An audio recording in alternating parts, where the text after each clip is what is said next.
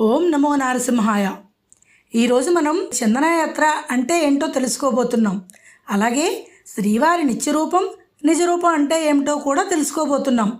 సింహాచలంలో శ్రీ మహావిష్ణువు వరాహ నారసింహ అవతారాల కలయికతో ద్వయావతారుడై శ్రీ మహాలక్ష్మి సమేతంగా స్వయంభూగా వెలిశాడు.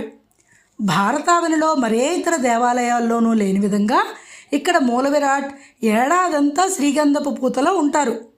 దీనిని నిత్యరూపంగా పిలుస్తారు. ఒక్క వైశాఖ శుక్ల తదేనాడు మాత్రమే స్వామివారిపై ఉన్న చందనాన్ని తొలగించి ఆయన నిజరూపాన్ని భక్తులకు దర్శించుకునే భాగ్యాన్ని కల్పిస్తారు. దీనినే చందనయాత్రగా చెప్తారు. స్వామివారి దర్శనం కోసం దేశం నలుమూల నుండే కాకుండా విదేశాల నుండి కూడా భక్తులు తరలి వస్తారు.